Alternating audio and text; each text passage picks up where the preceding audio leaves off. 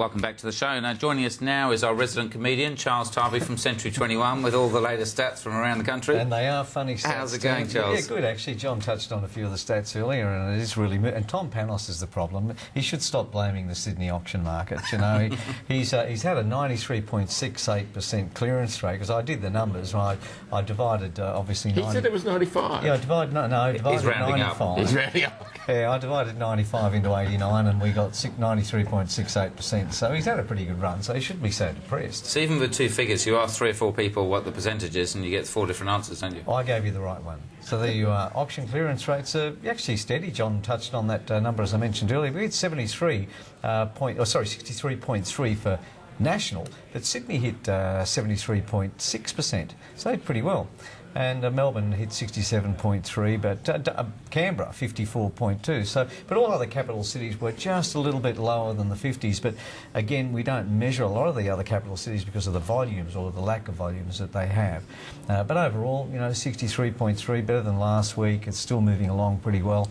And again, with things like politics, like there's all this stuff going on about politics all the time. Yeah. Is once that's out the way, do you see a jump straight away after that? Well, we're having good results in winter. And winter again, you know, the old seasons that we talk about, which don't seem to have changed.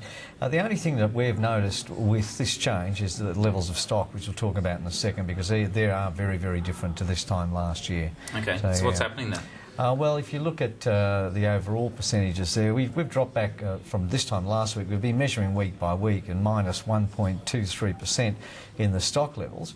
But the reality is over this time last year, it's 19.46% less on my stats. So it means that we've got, because a lot of people had their homes on the market through last year and weren't selling because a lot of the properties have sold. So now we've got a massive shortage in comparison to this time last year. And that's what's driving prices. It is, yeah, and sadly it's driving them the wrong ways. We always want a steady market. We don't want it to get too heated, and that's what happens with these circumstances. There's a big drop in the graph, isn't it? Well, yeah, I think Tom had an expectation, which I guess he would have had normally when you look at things, but the reality is some stock is coming on the market, but now it's coming on at a higher price, as John just said. That's another issue. So the clearance rates are going to be affected because you've got vendors looking out there and saying, well, gee, that market is good, everything's selling over reserve, let's go in above what we thought we'd get, and now we're even above reserve on properties that are coming into auction. Okay.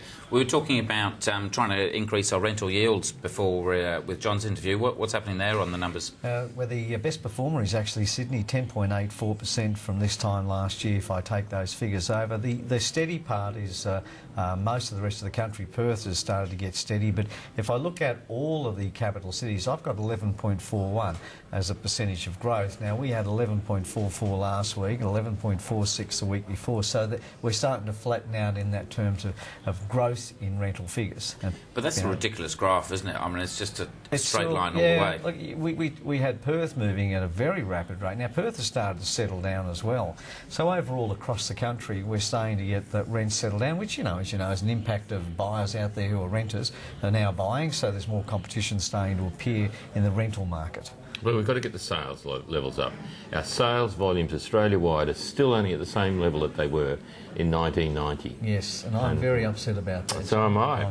You've got to get your agents out there working. The Reserve Bank's got to recognise that it's not about house price growth. It's about volume. Economies only grow when we've got volume. See, this is our spiritual leader, John Edwards. I know he's a different John Edwards, but he can see things that we can't see, Chris, and that's why he gets you here. Now, finally, we've got the vacancy rate. Yeah, the vacancy rate, the worst performing capital city, City of Sydney, 3.48% this week in terms of its vacancy rate, but across all capital cities, 2.81. We went over 3 for a while. We're back under 2.1, but I do expect it to climb over 3 and to stay over 3 for a period of time at the moment because of the way the market is. And again, as you normally say, for average properties, there's none around, is there? Well, it's expensive properties or properties that are maybe out of town or so. And they will come on the market. When they do, the vacancy rates will climb. Yeah, that's for sure. Is that right, John? If you say so. Okay, there you are, you see. And so what do you think of the capital growth figures? I actually think that the market is where we predicted. We talked about the market dipping for a little while in the middle of the year, particularly in Melbourne.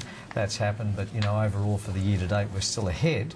I don't know how we're going to finish the year, but my bet is we're going to finish the year ahead. And that's my bet with your dear friends at RP Data. That's my bet, John. Well, we're doing fine. Am I going to win Yeah. again this year? We're happy. Residex says we're happy. That's good enough for me. Good to see you guys. Thanks, Chris. Thanks for joining us on the show at home as well. We'll be back next week. Until then, I'm Chris Gray. Good night. The information featured in this program is general in nature and therefore should not be relied upon.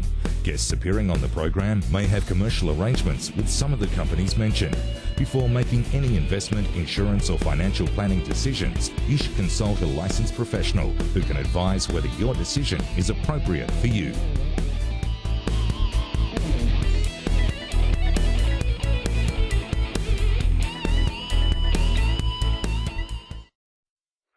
Shower in the middle of the day. Just wake up, did we? So, did I just see a car pulling out as I came in? I don't think so. I'm pretty sure I did. One of those new